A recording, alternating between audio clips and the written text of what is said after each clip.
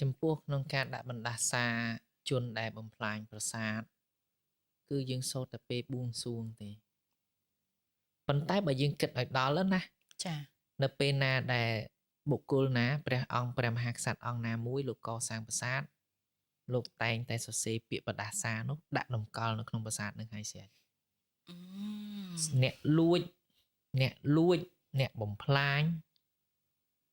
គឺវិនិច្ឆ័យស្មើគ្នា អូនឹងយើងនិយាយពីដើមមក ចា ហើយវិនិច្ឆ័យហ្នឹងគឺមិនធម្មតាទេណាវិនិច្ឆ័យដល់ថ្នាក់ឲ្យធ្លាក់ទៅនរក18ជាន់ហើយសំបីតែព្រះអាទិត្យព្រះអាច័ន្ទដាក់រហូតទៅដល់ថាអត់មានថ្ងៃឃើញរួចដរាបណាព្រះអាទិត្យព្រះច័ន្ទនៅតែដើរនៅតែវិលនៅតែមានពលឺ អូ ខ្លាំងអញ្ចឹងហើយដល់ពេលក្រោយមកមានពុទ្ធសាសនាជាមកដងលោកដាក់តាមម៉េចទេសំបីតែកុំឲ្យព្រះប្រុសបានសំបីពុទ្ធកើតជាប្រមាណអង្គក៏ដោយរាប់ប្រមាណដោយក្របខ្សាច់នៃសមុទ្រមហាសមុទ្រហ្នឹងកុំឲ្យប្រុសពួកហ្នឹងបានទៅទៀត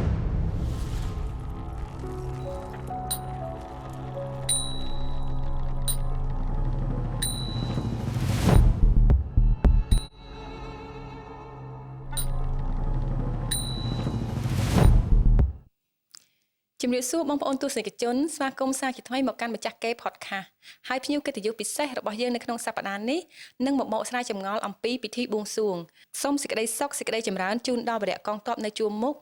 និងដង្ហើយហៅកងទ័ពខ្មោចមកជួយច្បាំងយកជ័យជំនះលើសពីនេះទៅទៀតក៏មានការដាក់បណ្ដាសាលើជនណាដែលបំផ្លាញប្រាសាទបុរាណផងដែរហើយកម្មវិធីពិសេសនេះក៏បានប្រព្រឹត្តឡើងនៅសាកលវិទ្យាល័យភូមិន្ទវិចិត្រសិល្បៈនៅពេលថ្មីៗនេះដោយលោកអាចារ្យកងវិសាលពេជ្រចាដើម្បីកុំឲ្យខាត់ពេលវេលាយូរសូមជួបជាមួយនឹងលោកទាំងអស់គ្នាចាជំរាបសួរលោកគ្រូបាទជំរាបសួរបង សុខសប្បាយលោកគ្រូបាទសុខសប្បាយសុខទុក្ខធម្មតាចាចំពោះកម្មវិធីដែលខ្ញុំបានចូលរួមនៅថ្ងៃមុនឃើញថាមានភាពលម្អិតខ្លាំងមែនទែនលោកគ្រូហើយពិតជាអត់កោតសរសើរលោកគ្រូអត់បានមែនណាថាកម្មវិធីនេះរៀបចំបែបម៉េចហើយពីណាទៅណាប៉ុន្តែអាចនិយាយបានថាលំហមួយនៃកម្មវិធីគឺស៊ីសង្វាក់គ្នាល្អខ្លាំងតាំងពីបើកកម្មវិធីតាំងពីការថ្វាយភ្លេងតាំងពីការថ្វាយរបាំហើយមានជាដង្វាយផ្សេងទៀតរហូតដល់បិទកម្មវិធីទាំងមូលអញ្ចឹងថ្ងៃនេះពិតជាមានកិត្តិយសខ្លាំងមែនទែនដែលបានលោកគ្រូអញ្ជើញចូលរួមនៅក្នុងកម្មវិធីហើយសូមជីកសួរកម្មវិធីលម្អិតតែម្ដងឯណាលោកគ្រូ បាទអញ្ជើញបាទចាអញ្ចឹងលោកគ្រូសូមសួរពីខាងដើមទីតែម្ដងថាតើកម្មវិធីបួងសួងដែលធ្វើនៅសាលាវិចិត្រសិល្បៈជាយើងអាចហៅថាជាប្រភេទកម្មវិធីអីដែរបាទអរគុណចំពោះសំណួរមួយនេះដែលគេតែងតែសួរខ្ញុំគ្រប់គ្នា ចាអឺកម្មវិធីដែលយើងបានប្រព្រឹត្តទៅកាលពីថ្ងៃសុក្រទី12ខែធ្នូឆ្នាំ2025ពីកន្លងទៅនេះគឺជាកម្មវិធីបួងសួងដើម្បីសុំសេចក្តីសុខសេចក្តីសប្បាយនឹងបានជម្រាបទូលថ្វាយដល់អង្គទូសបារមីដែលមានព្រះមហាក្សត្រដែលជាព្រះប្រធានដើម្បីឲ្យលោកគ្រប់គ្រងកូនចៅនៃព្រះរាជាណាចក្រកម្ពុជាយើងឲ្យបានសេចក្តីសុខហើយកិច្ចពិធីបួងសួងនេះយើងប្រើតែមួយម៉ាត់ទេគឺបួងសួងចាមាននៅក្នុងនោះខ្ញុំឃើញថាមានជារបៀបវិរៈមានទាំងការបួងសួងមានទាំងការថ្វាយភ្លេងមានទាំងការថ្វាយដង្វាយហើយមានជាការសូត្រនៅមុនគាថានឹងអញ្ញៃសុំប្រើពាក្យចំណាលោកគ្រូចាក្រែងលោខ្ញុំប្រើពាក្យទៅខុសចាអញ្ចឹងមានជាការដាក់បណ្ដាសាលើជនណាដែលកំទេចបំផ្លាញប្រាសាទបុរាណទៀតចាចំពោះរបៀបវិរៈនៃការធ្វើពិធីបួងសួងហ្នឹងយើងបានគិតគូរល្អិតល្អន់ទាំងអស់តាំងពីទី1ថ្ងៃដែលយើងត្រូវជ្រើសរើសបួងសួងតើចាំតិថីអ្វីបើយើងចង់និយាយថាចាំតើដំណើររបស់ព្រះច័ន្ទលោកនៅកន្លងណាបាទយើងបានគណនារួចហើយបានយើងធ្វើកិច្ចពិធីបួងសួងបន្ទាប់ពីយើងគិតថ្ងៃហើយយើងគិតគ្នាអំពីរណ្ដាប់ទាំងអស់ហ្នឹងគឺយើងមានតាំងពីបាយសីមានតាំងពីស្លាក្អមមានតាំងពីផល្លានុផលគ្រឿងឧបភោគបរិភោគនិងបង្អែមចង្អាបជាដើមហើយយើងមានតាំងពីដូនតន្ត្រីនេះមានជាភ្លេងពិណពាទ្យពងភ្លេងអារក្សហើយយើងមាន របាំកំដរសម្រាប់ថ្វាយបួងសួងដល់អាទិទេពនិងអតីតព្រះមហាក្សត្រគ្រប់ចំនួនទាំងអស់លោកតូតហើយលោកបានទទួលនៅពាក្យរបស់យើងដែលបានទូលថ្វាយហើយចុងបញ្ចប់គឺកិច្ចបណ្ដែតសំពៅហើយចំណែកឯការនៅក្នុងចន្លោះសម្បើកវងចកតិចក្នុងចន្លោះដែលយើងរបាំហើយនឹងមុនរបាំយើងបានធ្វើពាក្យសូត្រដាក់បណ្ដាសាហើយបណ្ដាសានេះគឺយើងអត់មានចេះតែសរសេរខ្លួនឯងទេគឺយើងបានដកស្រង់ចេញពីប្រាសាទហើយដូចបានឮទាំងអស់គ្នាដែលខ្ញុំសូត្រចា៎អូមនមស្សិវាយអូមអីហ្នឹងនមស្ការអ៊ីសូទ្វីប៉ាហ្នឹងគឺជាពាក្យបណ្ដាសាមួយដែលដកស្រង់ចេញពីប្រាសាទតាក្របីយកមកតាមប្រាសាទហើយចំណែកឯវគ្គទី2គឺយើងមានអ្នកនិពន្ធមួយដែលជួយសរសេរដាក់បណ្ដាសាបន្ថែមទៀតជាពាក្យរបស់យើងឥឡូវប៉ុន្តែក៏មិនប្រឆាំងអំពីពាក្យពីដើមពីបរមបុរាណយើងមកដែរបាទចា៎លោកគ្រូអញ្ចឹងតើកម្មវិធីបួងសួងហ្នឹងយើងអាចធ្វើនៅក្នុងកលៈទេសៈណាបានខ្លះដែរ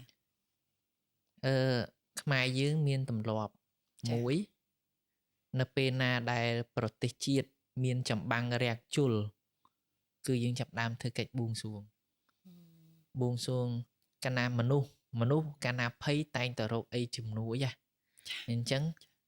អ្វីដែលជំនួយសម្រាប់នៅក្នុងប្រជាជាតិខ្មែររបស់យើងនេះគឺការបួងសួងអញ្ចឹងកលៈទេសៈនៅពេលដែលធ្វើពិធីបួងសួងគឺមានចម្បាំងរាំងជុលគ្រោះរាំងស្ងួតអីកាត់ឡើងដើម្បីសុំឲ្យសុខសុំឲ្យសប្បាយឡើងវិញតើយើងចាប់ផ្ដើមអាចនិយាយបានថាជាទំនៀមទម្លាប់កម្មវិធីបែបហ្នឹងតាំងពីសតវត្សណាឬក៏សម័យកាលណាដែរលោកគ្រូបាទអរគុណបង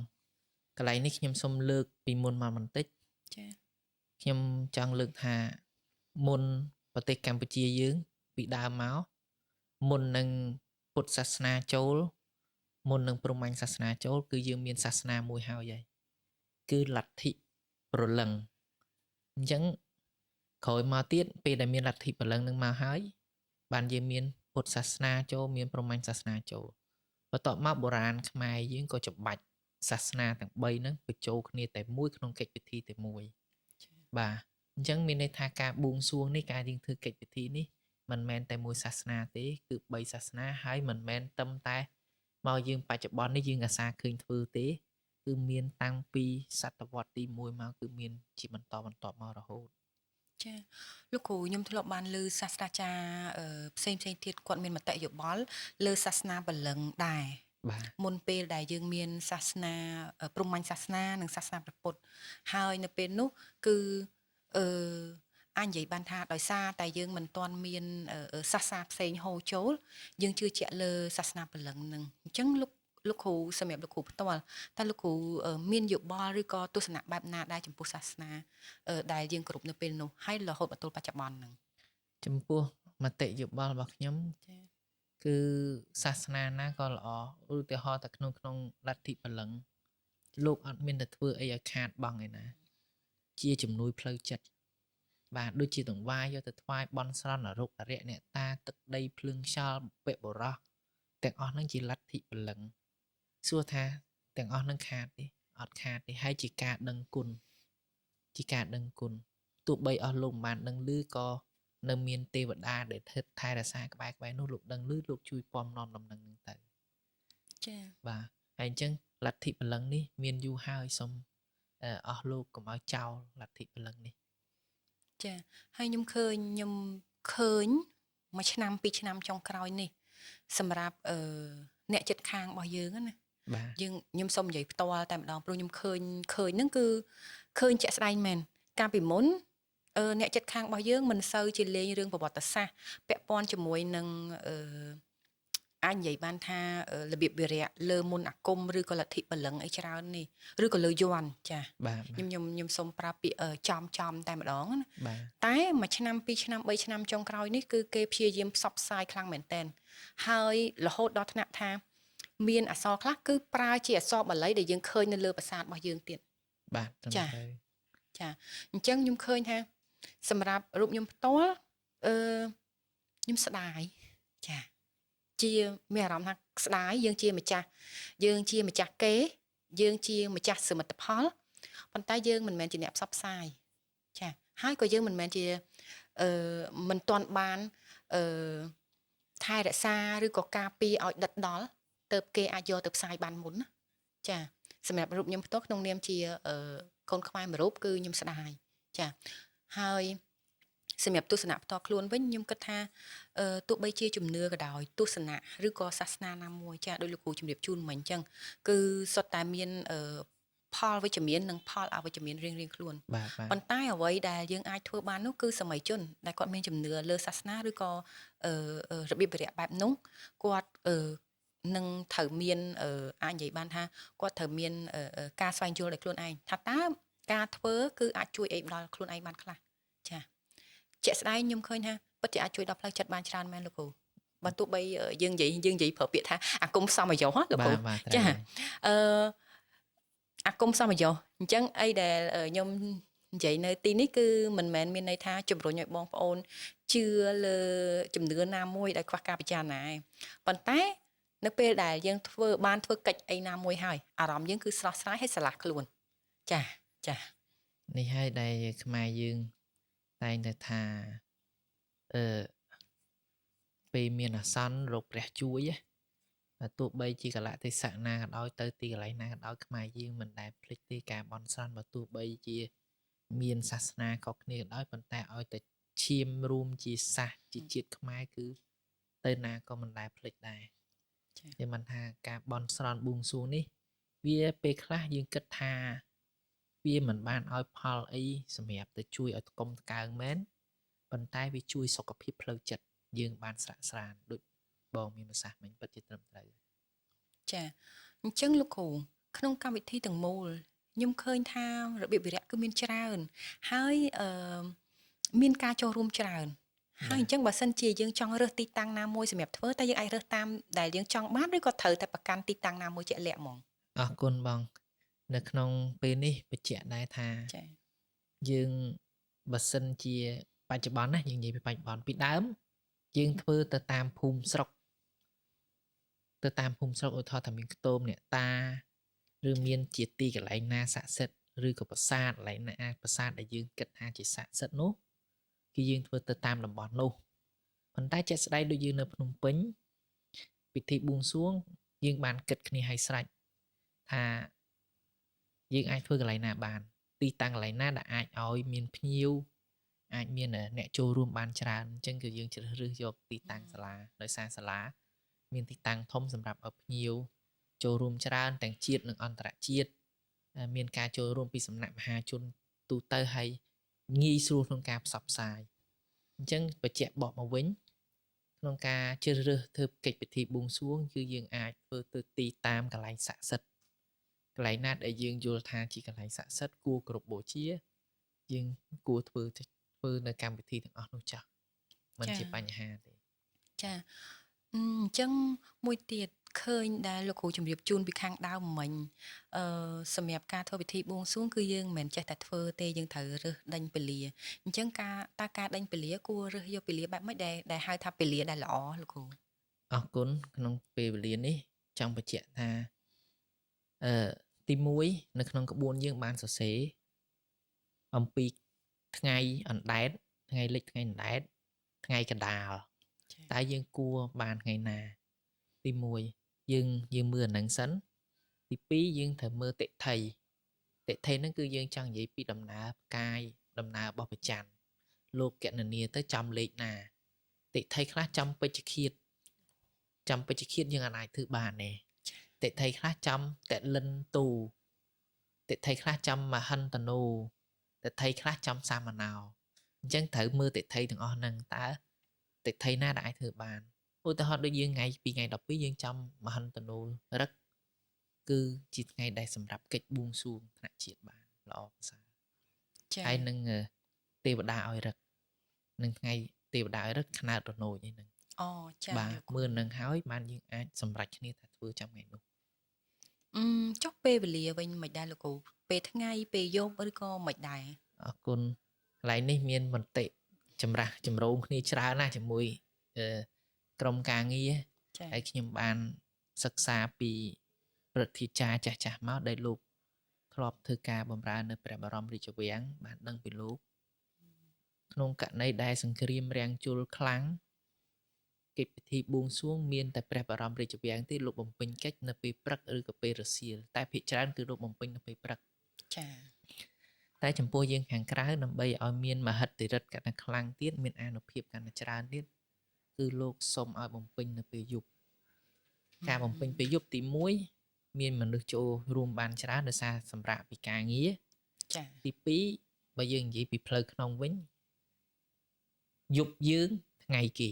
អូខេយប់យើងថ្ងៃគេដល់ពេលអញ្ចឹងលោកឲ្យបំពេញនៅពេលយប់ហើយ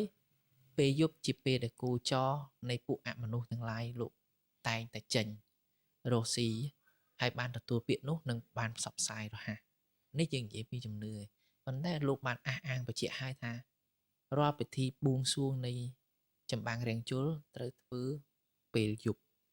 ចាមួយទៀតលោកគ្រូរបៀបវិរៈ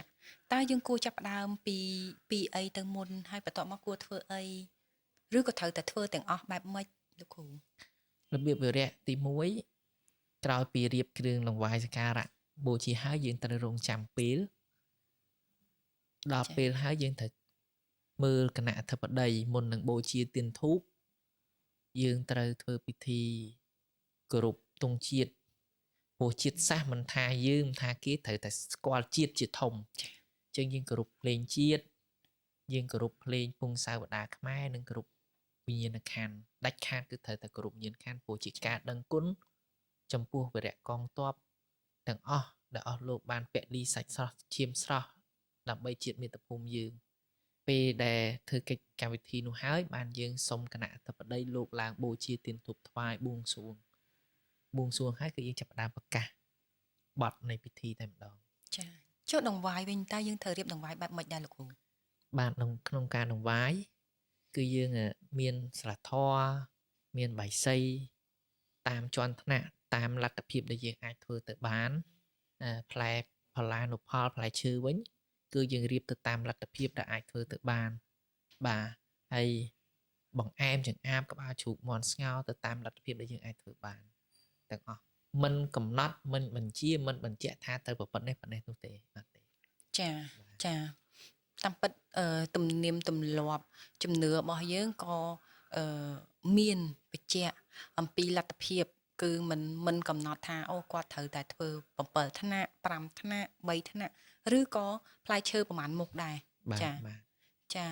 អូល្អខ្លាំងលោកគ្រូហើយចំណុចហ្នឹងខ្ញុំទើបតែបានយល់ច្បាស់នៅថ្ងៃនេះព្រោះមានមតិមួយចំនួនលើកឡើងថាដង្វាយឬក៏បាយសីយើងត្រូវតែធ្វើថ្នាក់បែបនេះទើបល្អបែបនោះមិនល្អទេអញ្ចឹងធ្វើឲ្យប្រជាជនមួយចំនួនគាត់មានអារម្មណ៍ថាគាត់អត់មានលទ្ធភាពធ្វើអញ្ចឹងគាត់អត់អាចធ្វើរឿងនឹងបានទេចាហើយប្រជាជនមួយចំនួនគឺគាត់ខំប្រឹងប្រែងប្រមូលអស់លទ្ធភាពថវិកាផ្ទាល់ខ្លួនទៅប្រឹងប្រែងធ្វើគ្រឿងដង្វាយហ្នឹងធ្វើឲ្យគាត់នឹងខ្វះខាតទៅវិញតែជាក់ស្ដែងគឺអត់ទេយើងអាចធ្វើបានតាមលទ្ធភាពរបស់ខ្លួនឯងដែលអាចធ្វើទៅរួចចាអរគុណច្រើនលោកគ្រូសម្រាប់ការបញ្ជាក់ក្នុងចំណុចនេះធ្វើឲ្យខ្ញុំរៀងស្វាងស្មារតីដែរចាអញ្ចឹងចំពោះរបៀបវិរៈបន្តទៀតលោកគ្រូបន្ទាប់ពីការគណៈអធិបតីគាត់អញ្ជើញមកហើយតែយើងគួរធ្វើអីបន្តទៀតគណៈអធិបតីដូចបានជំរាបមិញអញ្ចឹងថា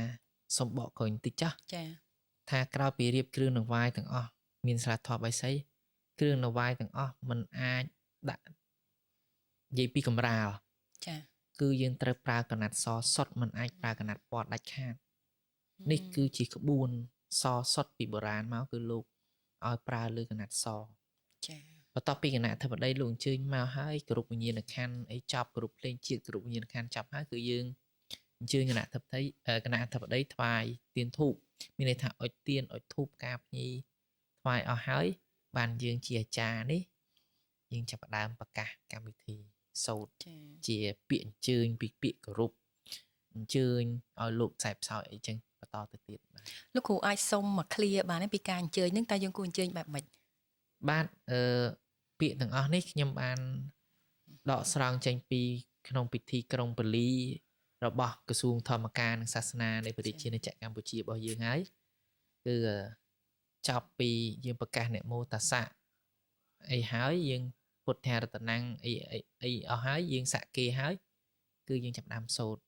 ឱកាសៈភូនតោទេវសង្ឃាយោបបិទ្ធពពួកទេវតាមកមេឃទាំងមួយសែនកោតចក្រវាលដែលស្ថិតនៅឯដនាភូមិភពនោភាលីត្រីវេទជាមកុដបរិសុទ្ធអសរិនអនកោសីទេវតាដែលស្ថិតនៅ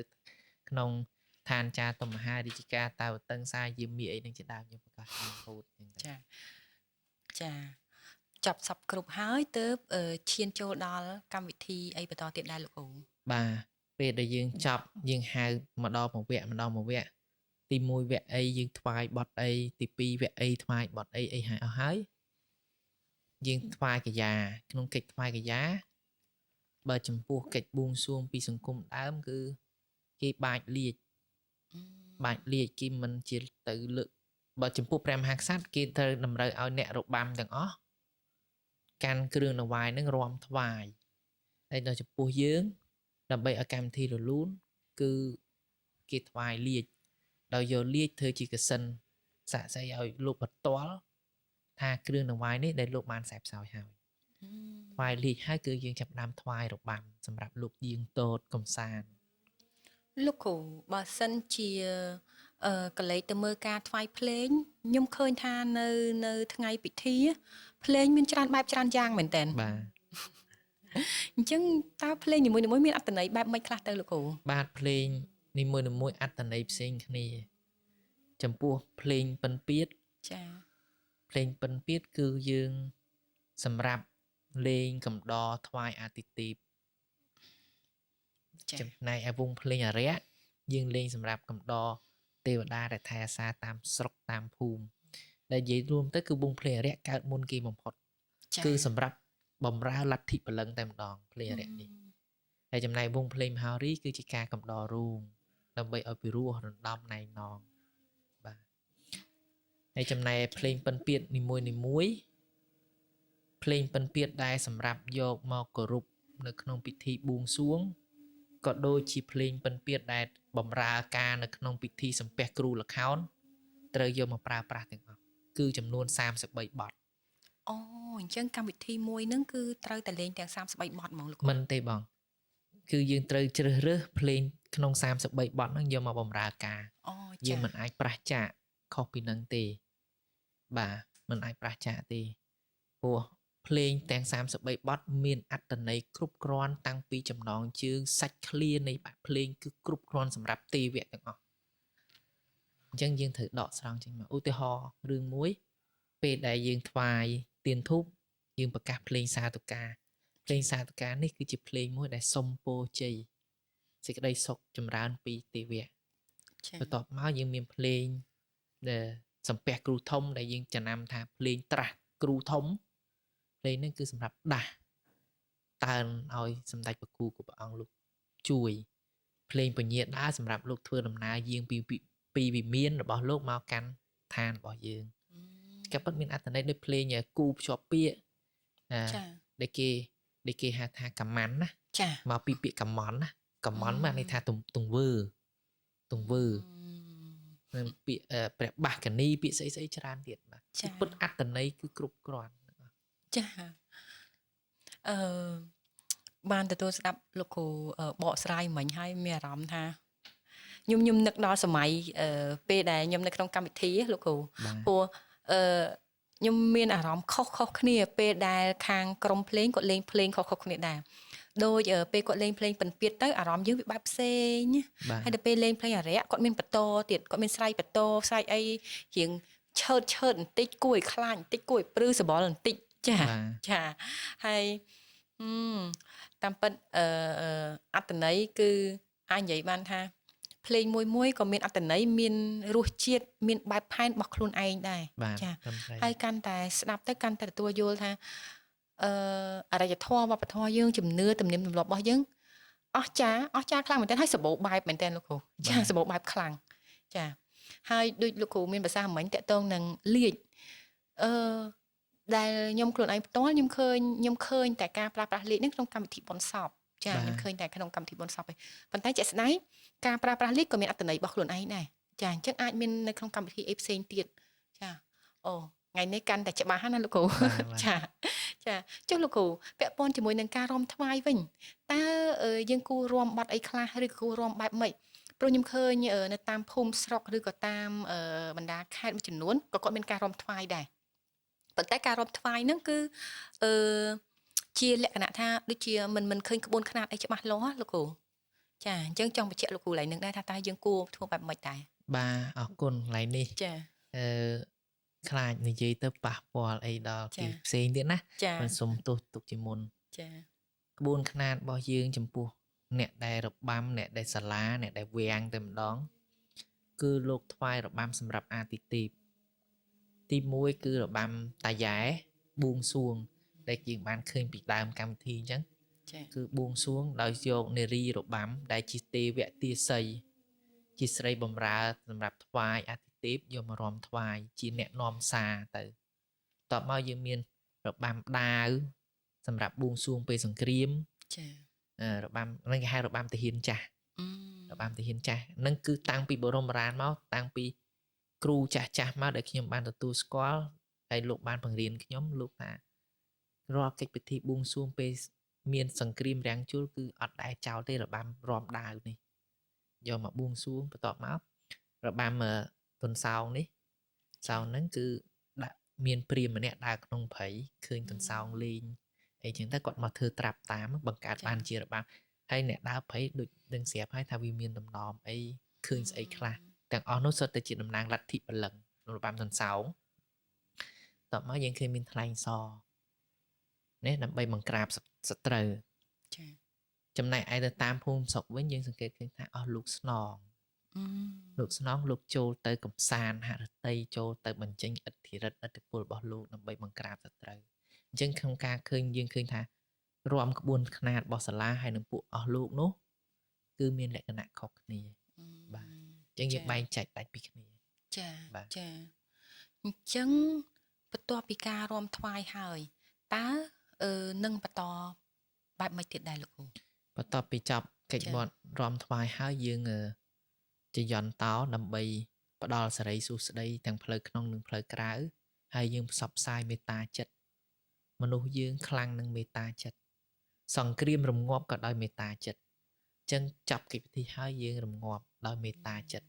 ឲ្យសុខសន្តិភាពទាំងអស់ហើយយើងនឹងយ៉ាងកេញឧទ្ទិសបុណ្យអ្នកខ្លះកន្លែងខ្លះលោកមិនសូត្រយ៉ាងកេញទេលោកសូត្រយេគេចេកតកាមានន័យថាខមាទោសចំពោះសពសត្វទាំងអស់ ចា ហើយលោកសូត្រអ៊ីមីនីបញ្ញកាមេឧទ្ទិសបុណ្យហ្នឹងគឺបានដល់គ្រប់កន្លែងតាំងពីព្រះអាទិត្យប្រច័នអសុរៈកន្ធប់យៈកំផនគ្រូឧបជាយាចាលោកសូត្រអាហ្នឹងក៏បាននឹងគឺជាការផ្សាយមេត្តាចិត្តទាំងអស់បន្ទាប់ពីផ្សាយមេត្តាចិត្តហើយគឺយើងចាប់ផ្ដើមធ្វើពិធីបណ្ដែតសំពៅហើយពិធីបណ្ដែតសំពៅនេះសូមជម្រាបផងដែរថាយើងអត់ដែលធ្វើសំពៅរូបរាងជាសត្វមកទេ អូ បាទគ្រាន់តែធ្វើជាសំពៅធម្មតាមានក្តៅមានអីដូចយើងបានឃើញទៅតាមប៉ុនពេលយើងទៅតាមវត្តអារាម ចា ឃើញមានធ្វើអញ្ចឹងតែអត់ប្លែកតែចំពោះសាលាលើកនេះគឺធ្វើសំពៅបែបរាងមកដោយសារយល់គិតថាសត្វមកជាសត្វទេពមួយដែលធំជាងគេបំផុតអាចលេបអ្វីគ្រប់យ៉ាងបានទាំងអស់ អូចាចា សំបីតានាគក៏ខ្លាចសំបីតាព្រះឥសូរអីក៏ខ្លាចមកនឹងដែរសត្វមកជាសត្វមួយដែលកើតចេញពីសរសៃសក់របស់ប្រម៉ែគង្គីពេលអញ្ចឹងនាំគ្នាខ្លាចសត្វនឹងទាំងអស់លេបបានគ្រប់បែបយ៉ាងទាំងអស់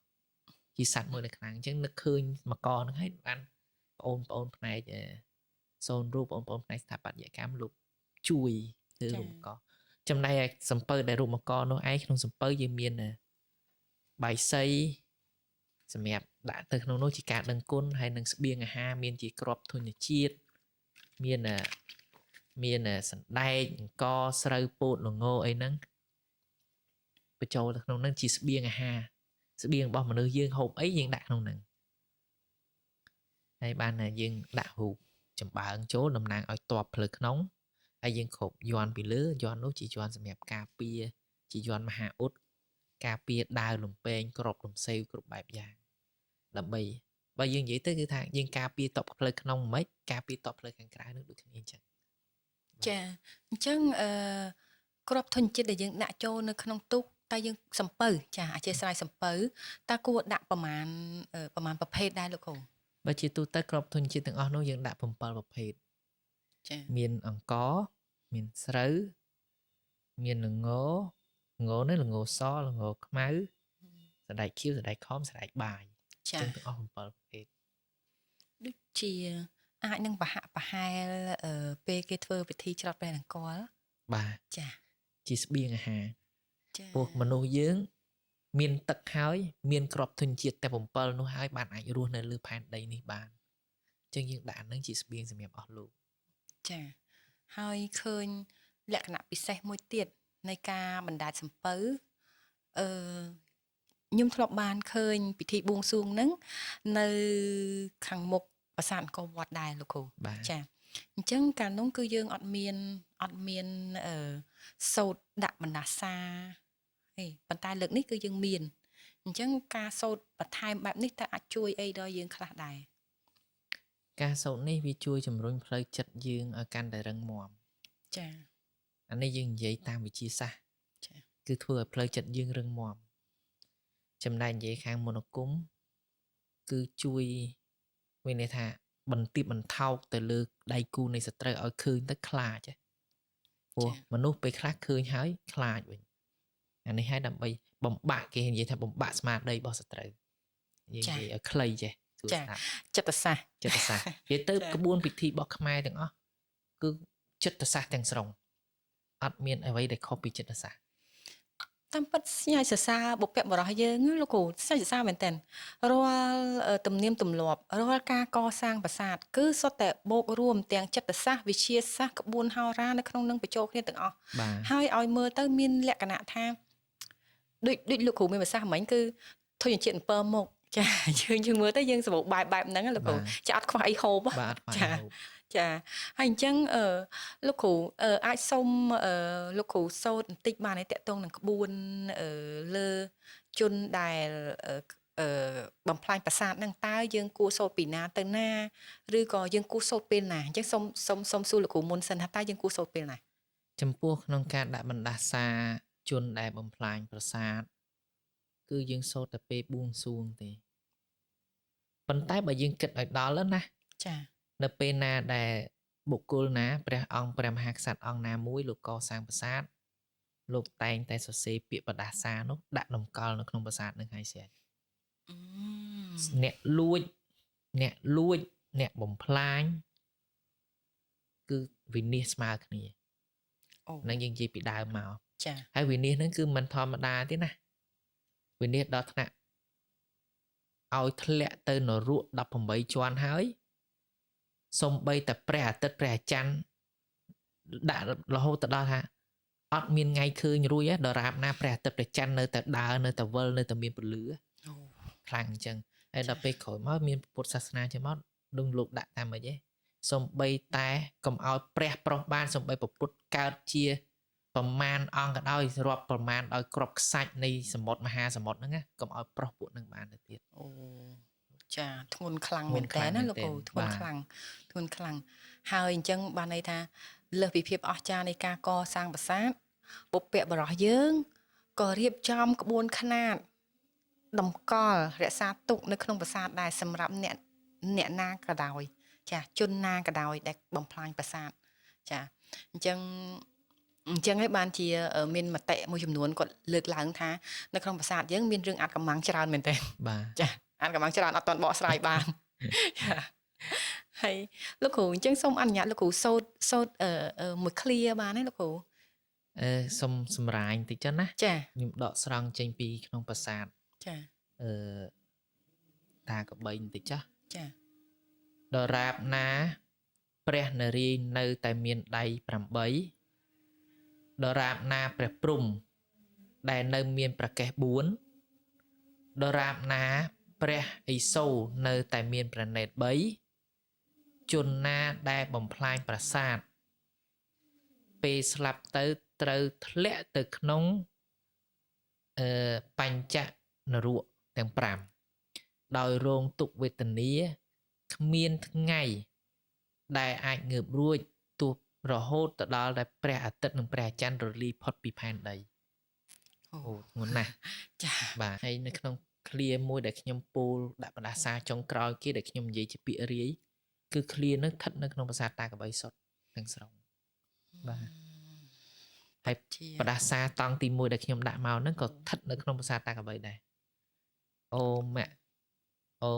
ម៉ាក់អូមនមស្ការសូទ្វីបាអីហ្នឹងដែលខ្ញុំមិនសូវចាំទេព្រោះយើងសរសេរกระดาษយើងមិនបានទិញហ្នឹងក៏ស្ថិតនៅក្នុងប្រាសាទតាក្របីដែរ អូយ ចុះសម្រាប់ខ្ញុំឃើញលោកគ្រូបើសិនជានឹងយើងសូត្រជាពាក្យសម្រាយ បាទ បើសិនជាយើងមាន clear ខ្ញុំឃើញថានៅក្នុងកម្មវិធីលោកគ្រូមានសូត្រ clear ផ្សេងទៀត clear ផ្សេងទៀតក៏អត្តន័យមិនធម្មតាដែរលោកគ្រូចា បាទ ចាអញ្ចឹងសូមអត្តន័យនៅក្នុង clear នោះមួយផងណាលោកគ្រូអាចដែលលោកគ្រូថានៅចាំឬក៏លោកគ្រូពេញចិត្តជាងគេ បាទ ចង់និយាយជាងគេលោកគ្រូចា ចង់និយាយជាងគេគឺ clear ទី1វគ្គដែលខ្ញុំបានពោលពីទី1លោកបែបបានបួងសួងតាំងពីព្រះឥសូរតាំងពីព្រះនរាយណ៍តាំងពីព្រះព្រំទឹកដីភ្លើងខ្យល់ព្រះពីរព្រះអគ្គីព្រះពិរុណទាំងអស់គឺត្រូវតែសង្កត់ដាក់បណ្ដាសាលើជនណាដែលបំផ្លាញប្រាសាទឬជនណាដែលបំផ្លាញប្រទេសកម្ពុជាទាំងមូលគឺលោកដាក់មកលោកសង្កត់ធ្ងន់ហ្មងឲ្យរន្ទះបាញ់បំបែកក្បាលទាំងសាច់ញាតិសន្តានឲ្យស្លាប់ទៅឲ្យគេចាក់ដោតកាប់ប្រហារដោយយកឈើដោតឆ្អឹងខ្នងឲ្យអត់ឲ្យឃើញពន្លឺថ្ងៃបានឲ្យធ្លាក់ទៅនរកដែលគ្មានពន្លឺដែលអាចនឹងចាំងចូលបានដល់គឺដាក់មិនសាសាគឺលោកគិតគូរឲ្យនឹងច្បាស់លាស់ហើយពាក្យបដាសាទាំងអស់នោះលោកបានគិតគូរតាំងពីលទ្ធិព្រហ្មញ្ញសាសនានិងលទ្ធិពុទ្ធសាសនាយកមកបញ្ចូលគ្នាគឺល្អខ្លាំងមែនទែន ចាអូយអត្តន័យចាក់ដោតខ្លាំងចាចាក់ដោតខ្លាំងមែនតើណាដែលយើងបាននិយាយបានថាបើសិនជាភាសាសាមញ្ញពេលខ្លះយើងនឹកអត់ដល់ទេនឹកអត់ដល់ចានឹកឃើញអត់ដល់ទេតែលោកបានគិតគូរល្អិតល្អន់ដល់ចំនួនក្រោយទៀតចាតាំងពីចំនួនមុនរហូតដល់ចំនួននេះគឺយើងយូរវែងខ្លាំងមែនតើហើយលោកបានគិតគូរល្អិតល្អន់ខ្លាំងហើយសូមរលឹកនឹកគុណដល់បុព្វបុរសយើងដែរដែលលោកបានថែរក្សាដែនដីសវណ្ណភូមិយើងឲ្យមានភាពសុខសាន្តតរៀងទៅហើយបើសិនជាទោះបីជាយើងធ្លាប់ជួបឧបសគ្គជាច្រើនចាជាច្រើនសម័យកាលមកក៏ពិតមែនប៉ុន្តែ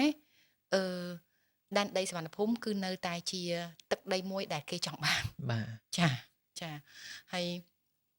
ក្រៅពីបណ្ដាសាលើប្រាសាទពេលបណ្ដាសំពៅវិញតើការបណ្ដាសំពៅត្រូវមានការសូត្រមុនគាថាអីបន្តទៀតឬក៏ត្រូវមានក្បួនតាមលំហូរទឹកបែបមិនដែរលោកគ្រូក្នុងពេលនេះយើងត្រូវមើលតាមខែដែរហើយបើយើងគិតថាយើងហូរទៅអញ្ចឹងធ្លាក់ទៅក្រោមអត់បានទៅលើវិញទេតែសួរថាស្បៀងដល់ដូចគ្នាខ្សែទឹកព្រោះជាការឧទ្ទិស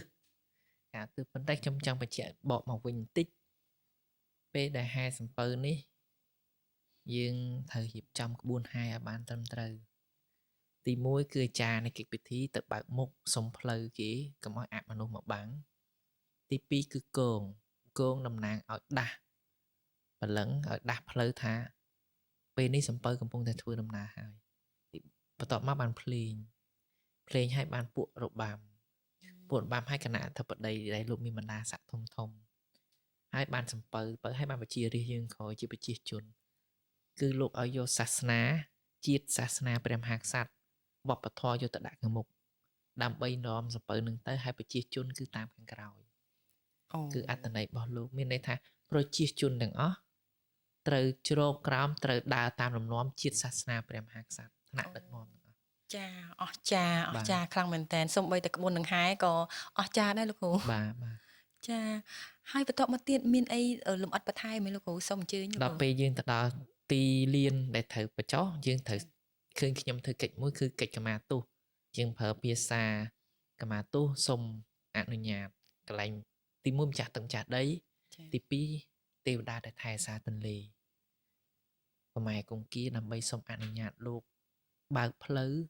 ហើយលោកទទួលស្គាល់ថាយើងបានធ្វើសំពៅទាំងអស់នេះមិនដែលតាមផ្លូវទឹកឲ្យបានដល់បុព្វការីជនរបស់យើងធ្វើតែប៉ុណ្្នឹងទេបើយើងអត់សុំពួកលោកទេយើងអត់បានបើកផ្លូវទេចាបាទទៅកន្លែងណាក៏សុំគេដូចយើងបង់កាតដូចយើងបង់ទិញសបុតទិញអីចឹងការបង់សបុតបង់អីរបស់លោកដោយការគោរពចាលោកនឹងអនុញ្ញាតឲ្យយើងនេះជាកិច្ចពិធីចុងក្រោយបញ្ចប់ចាហើយអញ្ចឹងតើពេលដែលបណ្ដាសំពៅហើយយើងត្រូវនៅចាំយកសំពៅឬក៏ធ្វើបែបម៉េចឬក៏ត្រឡប់មកវិញលោកគ្រូបាទបណ្ដាសំពៅហើយឲ្យសំពៅនឹងទៅចោះទៅកន្លែងណាក៏ទៅចោះអូបាទហើយយើងត្រឡប់មកវិញដោយធម្មតាមកដល់កិច្ចពិធីបញ្ចប់ចុងក្រោយគឺចងដៃគណៈធិបតីគួចដៃគួចអីហ្នឹងដើម្បីសុំសេចក្តីសុខសុំពរជ័យពីអស់លោកប៉ុណ្ណឹងជាកិច្ចបញ្ចប់នៃកម្មវិធីអូចាពិតជាលំអិតពីដើមដល់ចប់សំបីតែពេលចប់កម្មវិធីក៏មិនមែនបំបាយជួរគ្នាទៅផ្ទះធម្មតាដែរត្រូវមានការជូនពរចងដៃជាខ្សែអំបោះបាទចាអស្ចារ្យខ្លាំងមែនតើលោកគ្រូកម្មវិធីទាំងមូលជាក់ស្ដែងលោកគ្រូជម្រាបបានលំអិតខ្លាំងមែនតើដូចពេលដែលលោកគ្រូនិយាយបដាខ្ញុំសម័យទៅកម្មវិធីពេលដែលខ្ញុំចូលរួមជាមួយនឹងលោកគ្រូបដាសម័យបដាអូពិតចាពិតហើយចុះលោកគ្រូចំពោះសំពៅដែលយើងបដែតហ្នឹងតើបើសិនជាសំពៅនោះទៅនៅលើផ្ទះណាមួយឬក៏ទៅលើប្រជាជនណាមួយតើអាចមានបញ្ហាឬក៏នាំសេរីសួស្ដីឬបែបម៉េចទេលោកគ្រូយើងអ្នកខ្លះគិតថាភ័យខ្លាចហ៎ប៉ុន្តែជាសំពៅអញ្ចឹងអត់សូវភ័យទេកុំឲ្យជាកន្ទូងជាអីអាហ្នឹងយើងខ្លាចវិញពួកអត់ហ្នឹងអ្នកខ្លះអីបើជាបដែតទីក្នុងការបួងសួងអត់អីទេបួងសួងសុំសេចក្តីសុខជាកន្ទូងយើងមានប័ណ្ណជាផ្កាជាអីណាចាយើងដែលយើងឃើញពេលបួងសួងពេលបដែតប្រទីបយើងធ្វើកន្ទូងហ្នឹងអត់បញ្ហាទេកន្ទូងខ្លះគេប្រកបទៅដោយព្រីដោយបិសាចរីកពូខ្លាចទៅវាបណ្ដែតទៅចំផ្ទះគេអីវាអពមង្គលតែចំពោះសំពៅរបស់យើងនេះគឺអត់ទេទៅនៅកន្លែងណាក៏បានលោកមិនហាមគាត់លោកមិនផ្ដល់អន្តរាយឲ្យបុគ្គលនោះផ្ទះនោះទេចាបាទចាសំបីតាការបដែតប្រទីបសំពៅកតងក៏ខុសគ្នាដែរខុសគ្នាដែរអត្ថន័យខុសគ្នាចាហើយលោកគ្រូបើសិនជាមានបងប្អូនប្រជាពលរដ្ឋយើងសាមញ្ញជនដូចជារូបខ្ញុំឬក៏រូបបងប្អូនយើងផ្សេងទៀតចង់ធ្វើកម្មវិធីបួងសួងនឹងតើលោកគ្រូមានជាមតិយោបល់ថាគួរធ្វើបែបម៉េចដែរកន្លែងនេះសំខាន់ចាចង់សូមជំរាបជូនអស់លោកថាខ្ញុំរាល់ថ្ងៃខ្ញុំឃើញគេធ្វើបន្តទៅទៀតដែលយកក្បួនខ្ញុំយកទៅធ្វើហ្នឹងខុសដោយមិនយល់ពីអត្ថន័យខ្ញុំខ្លាចបាត់អាហ្នឹងជាទំនៀមបុរាណខ្មែរបាត់ខ្លាយហើយខ្លាយចាធ្វើដោយមិនយល់អត្ថន័យសូមអស់លោកមេត្តាចង់ចេះចង់ដឹងសូមអស់លោកអញ្ជើញមកសួរ